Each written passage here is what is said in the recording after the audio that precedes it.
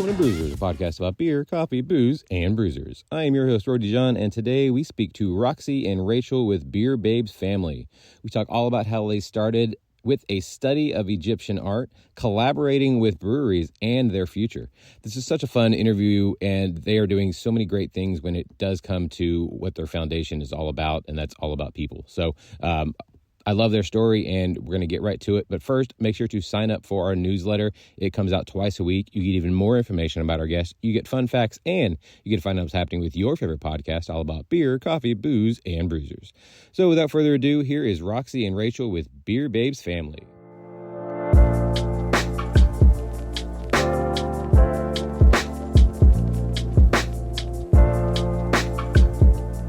I would like to welcome to the show Roxy and Rachel with a Beer Babes Family. How are y'all doing tonight?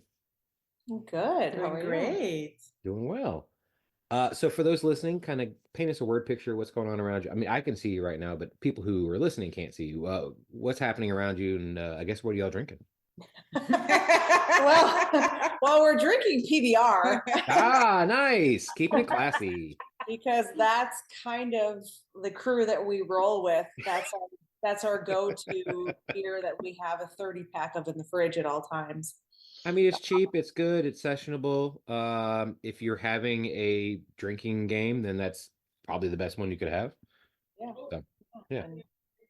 And PBR, I'm a big fan. I don't drink it usually, but we were like at many breweries before, so for the last beer of the night, it's perfect. That's what they need to have the tagline for. Good end of the night beer. Yes, yeah. And good all-day drinking beer. Now, let's go all the way back in time. What is y'all's earliest memory of beer? I started drinking craft beer back in 1998. We have a craft beer really famous in Montreal called Unibrew. They do Belgium-style beer. And I actually was one of the fewer people who start directly with craft beer.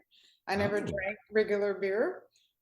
So this is how I discovered craft beer and beer in general with them. And I've been drinking craft beer and beer since 1998 that way. Wow. Yeah. I barely drink those kind of things because I'm used to craft beer. I'm not a snob though. No, she's not a snob at all. No. You're an equal opportunist. Yes. Yeah. My earliest memory of beer, so I grew up in Milwaukee. Milwaukee. Yes, the beer capital of the USA.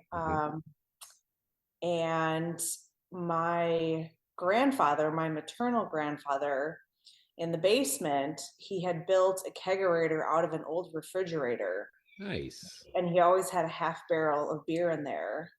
And I learned how to pour beer when I was like a toddler. I'm not shitting you. Like, that's real. Like, he'd be like, Rachel, I'm out of beer. Here's my glass. Go fill me up. And so I learned how to pour beer when I was very, very young. And that's kind of the environment I grew up in, which was blue-collar working class folks in Milwaukee. And beer was the drink that people rewarded themselves with at the end of the day. And I didn't get into craft beer not until the 2010s-ish when I was in graduate school in Memphis, Tennessee. And that's kind of where I started my craft beer journey. Well, yeah, that leads me right to my next question. What was your gateway craft beer that you're like, oh, I can actually get into this? You go first. I didn't hear this. Your gateway craft beer, like your first one that was like your aha moment. It was probably I want to say let's do this here. Like it's a triple Belgium beer style. I still drink it pretty often. By Unibrew? Yeah, by Unibrew. Péché Mortel also. I'm a huge stout fan. So like okay. Yeah, so like I've been starting to drink those beer like more than 20 years ago. So and I keep buying them all the time. And because they're big, the beer is cheaper than other craft beer because they're huge. So for me, it's a good win-win. The beer I drink, you guys don't know about it. So, well, what is it? But it is French Canadian beer, so Okay. we don't find it in the States. That's why even if I say names, they won't ring a bell to anybody. Well, I mean, I would hope somebody in French Canadian area or province would be listening to this. So give some I hope shout so. outs. Yeah. I think probably my gateway craft beer was Pyramid Apricot Wheat. Wow. Yeah. Yeah, I drank that a lot. At a place called Flying Saucer in Memphis, Tennessee, where we'd go and we would do trivia. And that place, because they had so many different taps, that's kind of where I expanded my palate. But in my brain, Pyramid Apricot Wheat it's there, and you can't get that beer anymore. It's gone. It's funny because the beer I drank the most in my 20s was an apricot wheat beer. I mean, it's a good gateway for sure. Not the same as you, but it was also an apricot wheat beer. Wheat beers are a great start. Yeah. Always learning something about your friends there. That's fantastic. Yeah, we're still learning stuff about one another. Yeah. That's fantastic. Did you get a plate at the Flying Saucer? I did not know. Same. I stopped logging them at a certain point, so I feel like I should have one, but I don't have proof that I had over 200 beers. So no, I didn't. Yeah. Now, Beer Babes, in a sense, started with Rachel, your study of the Egyptian art and the world behind it. For those that don't know, what is the Beer Babes family? So the Beer Babes family, so Roxy and I met via Instagram in 2020, so during COVID. And I was haphazardly drunk scrolling one night, as one tends to do. As we all do. And I ran across her profile, and she was posting about beer, history, and the city of Montreal. So I love beer, I love history, and Montreal is one of my most favorite cities in the world that I've been to thus far. And so I sent her a message. I was like, hey, I really love your content. Let's be friends. And she's like, fuck yeah, let's be friends. So we started talking. And then she invited me to join an interaction group on Instagram. And after talking, we decided to start one that was all women that were posting about beer. So a woman-only interaction group. And we playfully decided to call it the Beer Babes. And we started using the hashtag Beer Babes Family. And so these 20 women that were in this group, they would use that hashtag, and eventually that kind of took off, and people were like, what is the Beer Babes Family? How do we participate? And we're like, well, it's not anything. We're just women talking about beer. Like, that's it. Like it's nothing really. And it kind of took off from there. So that's our humble beginnings. And in 2021, people were starting to ask for merch. So we decided to do a shirt and like raise money out of it that we were giving to a charity. And at the same time, a brewery in Arizona reached out to us to do a collab beer with the Pink Booth to raise money for them. So we did it. And our first 5 beer was actually for the Pink Booth. And eventually Rachel was like, what do you think if we do it for our own charity? And I was like, okay, let's do it. I'm always like, okay, let's do it anyway. So we still grow out of it. Like if you ask us where we see each other in 5 years, we're starting to have a picture, but it's slowly like the last 2 years and a half were really like, we go with the flow and we just go with where our women and the people in the industry bring us. And we are really enthusiastic with our future and what the next year will be really, really, really exciting for us. So like Roxy said, we are just allowing things to come to us and letting those collaborations happen as they present themselves to us. It's a very organic thing right now. Yeah. Yeah. I mean, as things should be. You're not forcing anything. You're allowing things, like you said, you're going with the flow and allowing things to come to you. And I mean, it's amazing that a brewery in Arizona, of all places, was reached out to y'all and was like, hey, do you want to do a collaboration? And you're like, duh. Why would we not want to do that?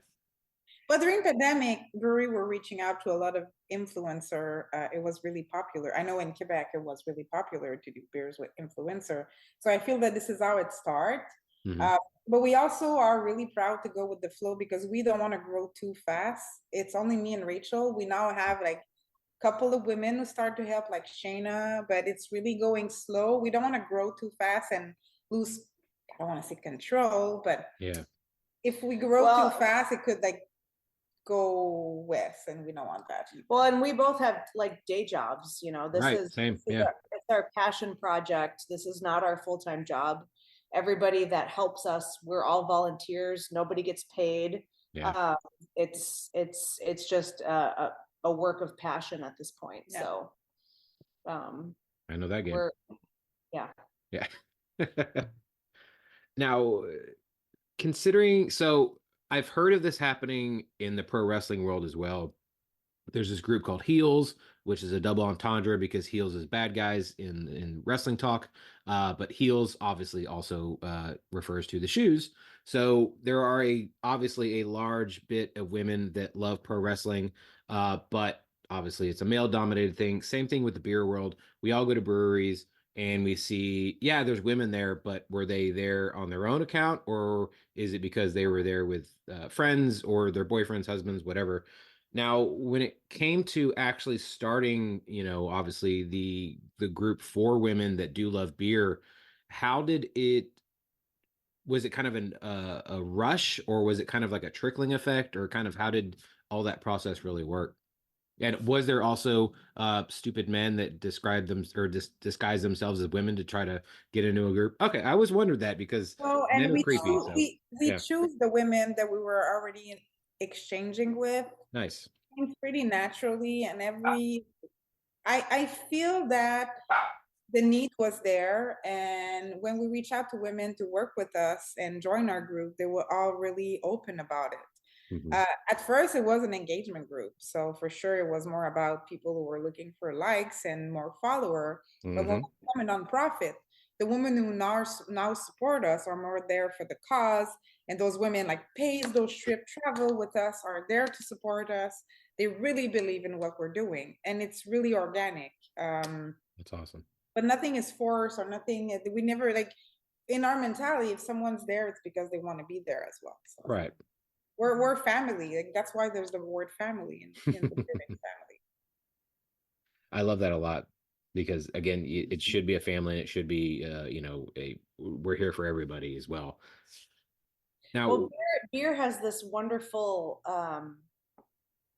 influence on community and mhm, bringing people together. I mean, historically, if you look at pubs and how they came to be, you know, public houses, places where at the end of the day, when you had a long, hard, arduous day at work, you would gather with your local community members at whatever institution had ale at that time, and mhm, everyone came together and you shared this beverage and you talked about things and you worked out community issues and family issues and things like that. And so that is something that we really hark back to, and it's really crucial to our mission and what we're doing is creating this community and cultivating this community for not only women, but for anybody who understands and sees what we're doing and supports us. Because yeah, we've got tons of women that travel for us, but we have just as many men that are interested in what we're doing and supporting us and traveling and seeing it all through. So beer is, yeah, it's that glue that holds us all together. Historically and contemporarily. yeah, And to be honest, so many people take social media too serious. Beer should big be time. fun. Beer should be Beer fun. should Yeah. be there Beer to should be celebrate. fun. Yeah. Some people take it way too much serious